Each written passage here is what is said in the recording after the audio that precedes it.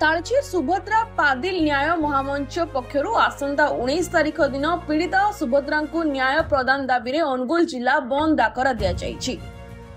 सूचना अनुसार किणिहा लोधाचरी ग्रामर सुभद्रा पादिल को दुष्कर्म पर हत्या घटना रे पुलिस निष्क्रियता को नहीं महामंच पक्षर बंद डाकरा दि जाइछि।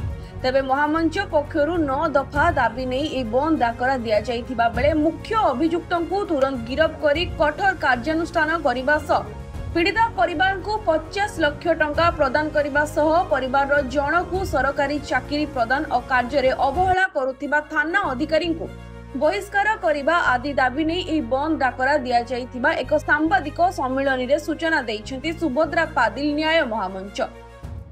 संपूर्ण अनुगुल जिलार अखचक बंद करने सह समस्त दुकान बजार गुड़ी को पिकेटिंग करी बंद करा जिवो बोली मंच पक्षर कहुଯାଇଛି। एही बंद डाकरा रे जिलार अनेक दलित महासंघ सह विभिन्न राजनैतिक संगठन सामिल हेबे बोली सूचना रहिछि। देखंतु 26 तारिख रे भौणी सुभद्रा निखोज थिला, 4 तारिख रे तार डेड बॉडी मिलिला।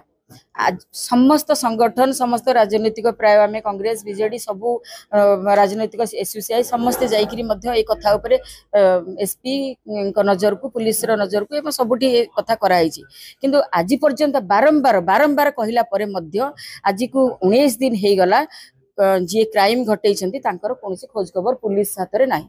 आपण भावंतु ताले पुलिस कौन कार्य करुची ए राज्य रे प्रत्येक दिन महिला ऊपर हिंसा घटुची तार थमुनी बिल्कुल माने विश्वास करिबेनी पेपर काढिला मात्र 5 वर्षर छुआ 60-65 वर्षर वयस्का महिला एवं कार्य करने को जाउथिबा झियो केही भी सुरक्षित नहांती। आज राज्य रे जो एते मात्रा रे हिंसा घटुची केवल पुलिस रो निष्क्रियता। आज जदि आज को 19 दिन हैला आपण कहंतु जे पुलिस करूची कोन आज ये पुलिस करुची कौन जदि 19 दिन हैला तुमे जने साधारण ऑटो रे जाइथिबा ऑटो वाला को खोजिक पाई पारुन ताले बड़ बड़ जेतेबेले क्राइम हबो तुमे महिला को की सुरक्षा दबो।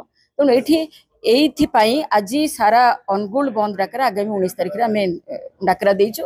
समग्र चक्क अख अर्थनैतिक अवरोध सब करा जिवो जदि पुलिस रे भले निष्क्रियता राज्य सरकार कान रे तुला देकी बसछन्ती।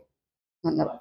हमरो ए जो जियोटी निखोज हेची 26 तारिख दिनटू तापर निखोज हला परे ता फैमिली आसिक पहुँचते हो से पुलिस रो तो आपण जानी पाले अवहेला से किसी तनाहना कलेनी पेट्रोलिंग बढ़ेलेनी से छुआटी को खोजिबारे कोनोसी प्रकार आमे तथ्य जानी पालुनी प्रशासन तरफ रु किंतु 5 तारिख पर जो डेड बॉडी मिलला तथापि पुलिस रो तरफ रु प्रशासन तरफ रु किछि भी पदक्षेप आमे जानी पालुनी।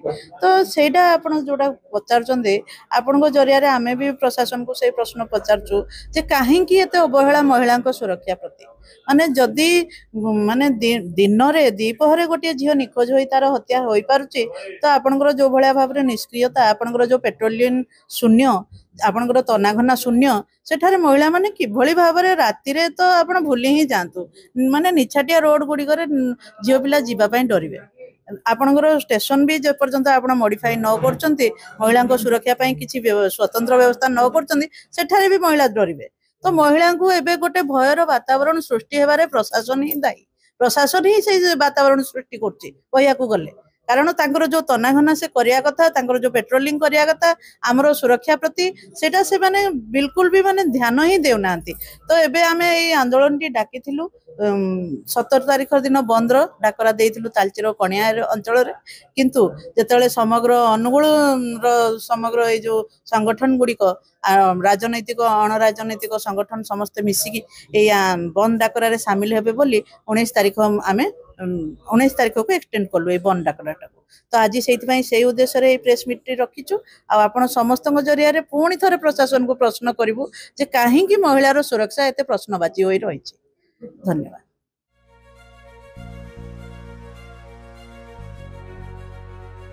ब्यूरो रिपोर्ट जेबीआर समाचार।